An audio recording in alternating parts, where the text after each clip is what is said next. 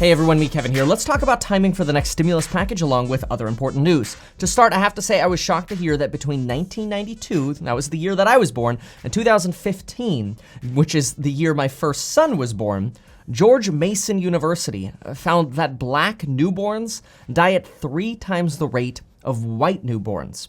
I will link this research paper below. It was published in the National Academy of Sciences. I have 2 children, and this is just terrible. Quick reminder, the coupon code Larry is going to expire soon for the programs, including the YouTube Make Money From Home course and the Investing in Money courses. Check those out. All right, regarding stimulus, dozens of House lawmakers have signed a letter to Nancy Pelosi and House Majority Leader Steny Hoyer, demanding a vote not only on the post office this Saturday, but also a second vote on additional stimulus relief, including reviving the full $600 per week unemployment boost as sort of a standalone priority. This is now separating from the Democrats' previously ironclad stance that they will not pass anything unless they get a complete package. This also comes as Mitch McConnell told us yesterday that he sees the post-service negotiation as the perfect Trojan horse to get the Republican stimulus priorities passed. However, Mitch McConnell has yet to set a voting date for senators, and next week is the Republican National Convention, the RNC. This has led Senator Kaine, a Democrat, to provide us some outlook on potential timing. Senator Kaine believes that Democrats will vote this Saturday. The Republican National Convention will be held next Monday to Thursday. And then he believes that heavy pressure will mount to get something done, A, before the election, but B, before Congress goes to work on the budget on September 7th. This means the week of August 31st and September 4th might be the potential boiling point, where Democrats have passed some sort of compromise measures. We'll see what they do this Saturday. And then Republicans pass their potential skinny stimulus proposal, which the skinny stimulus proposal is currently a 169-page proposal. Here are the details that we have on the skinny proposal right now. This is as of this morning. Today is August 19th. This is the skinny proposal so far. We have $300 per week in unemployment pay. Obviously, this is a difference from what the Democratic priorities are. We have the PPP funding, round 2, somewhere between a 25 to 50% revenue decline to qualify as a business. Liability protections, $10 billion for the post office. This is expected to be countered by Democrats at $25 billion. $105 billion for schooling is in here. We did yesterday wonder if the 105 for schooling will make it. And it does look like it is going to make it in the Republican skinny proposal. 2/3 going to elementary and secondary schools as grants, 28% going to higher education, and 5% going to the governors. We've got $45 billion going to the Department of Health and Human Services and Social Services Emergency Fund. $20 billion of that going to vaccines, $6 billion going to tracking and distributing that vaccine, which we don't even have one yet. And of course, $16 billion going to state and local governments for testing, tracing, and treatment.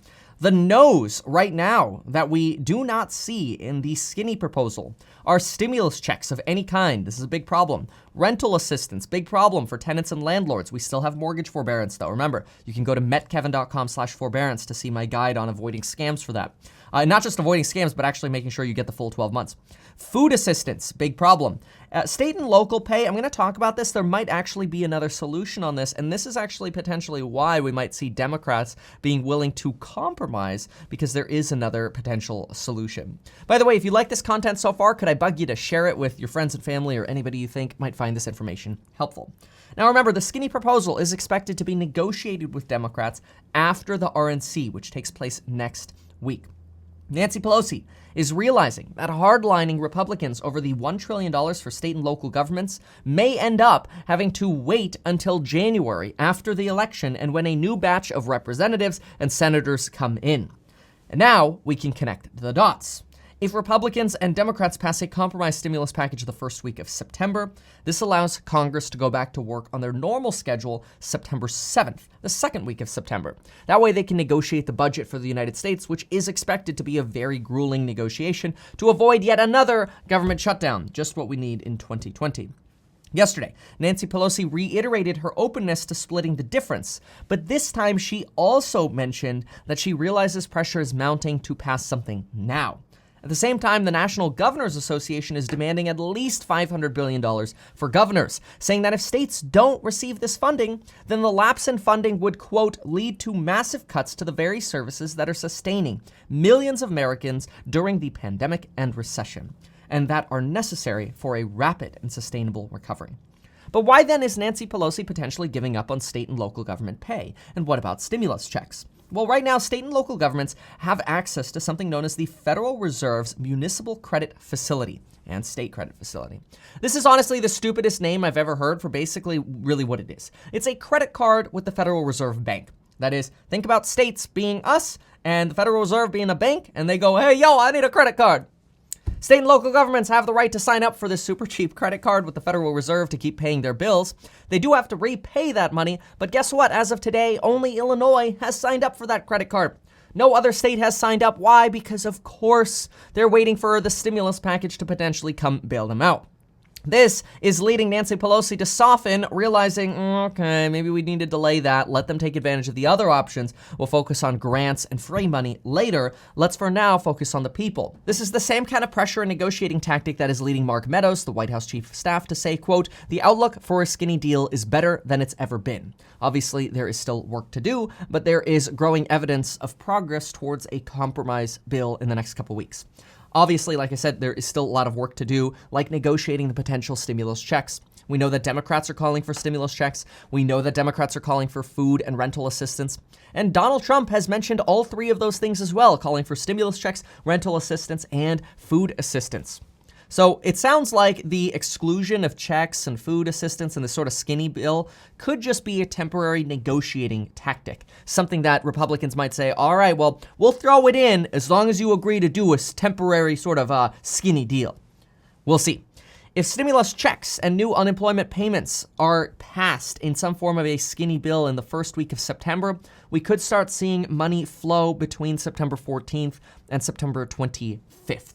Again, this, though, would take both sides to compromise. Quick reminder, yesterday, I also made videos about day 1 of the DNC. I'll make a video about day 2 shortly, and I also discussed the state of the market and the reality about inflation fears. I highly recommend you check out those videos on my channel. You could just go to Meet Kevin and see all the recent videos. Regarding the giveaway, over the last 2 days, I've given 12 of you $200 stimulus boosts. I'm just trying to do my part because, honestly, like, this sucks. Congress sucks. This whole situation sucks. I'm tired of being stuck inside. California is a little more extreme than the rest of the country. And yet their cases keep ticking up. I honestly, I don't get it. But I'm just going to keep doing my part. So I will link a new giveaway link down below. Take a peek at that. Feel free to sign up for it. Remember, you do have to sign up every day. It is a different link every single day. So take a look at that in the link down below. Use that coupon code Larry if you're interested in the courses. Remember, you do not have to buy a course to join the giveaway. If you want to buy the courses and you want to learn, that's great, but don't feel obligated just for the giveaway. All right, thank you so much for watching, everybody. We'll see you next time.